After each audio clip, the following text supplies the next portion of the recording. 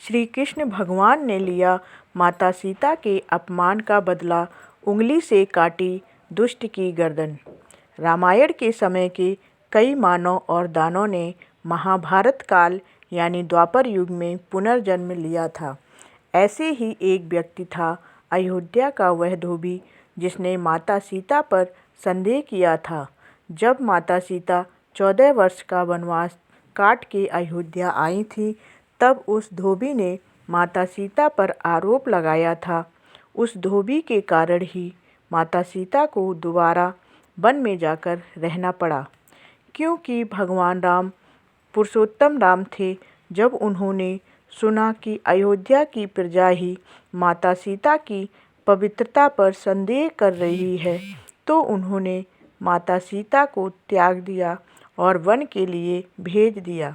भगवान राम ने लक्ष्मण को यह आदेश दिया कि वह सीता माता को इज्जत समेत वन में छोड़कर आएं, और वहीं वन में माता सीता को लवकुश पैदा हुए। राम के राज्य में वह धोबी बच गया था। उसे उस समय उसको कोई दंड नहीं दिया गया था, क्योंकि भगवान राम पर मर्यादा पुरुषोत्तम थे।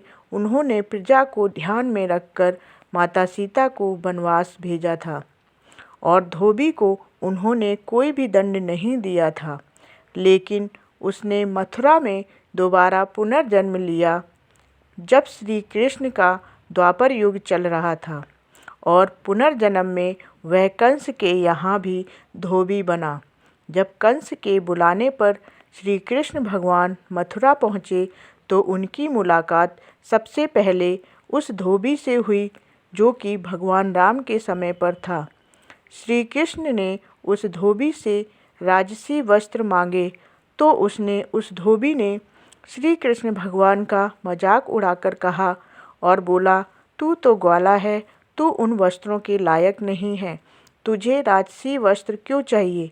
कृष्ण भगवान को क्रोध आ गया और उन्होंने उछलकर उसके रथ पर पहुँचे और अपनी उंगली से उसकी गर्दन काट दी। गर्दन काटने के बाद भगवान बलराम भी वहाँ पर थे। उन्होंने कृष्ण भगवान से पूछा, इसका कारण क्या है कि आपने इस धोबी की गर्दन क्यों काट दी। तो कृष्ण भगवान ने पूरा वृतांत बताया कि जो भगवान राम के समय का था। उन्होंने धोबी के पुनर्जन्म और उसके पाप के बारे में बताया।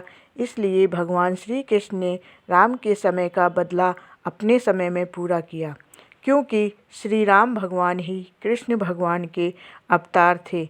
इसलिए उन्होंने उस धोबी की गर्दन उंगली से काट डाली, क्योंकि उसने माता सीता पर संदेह किया था, जिसके कारण माता सीता वन को गईं।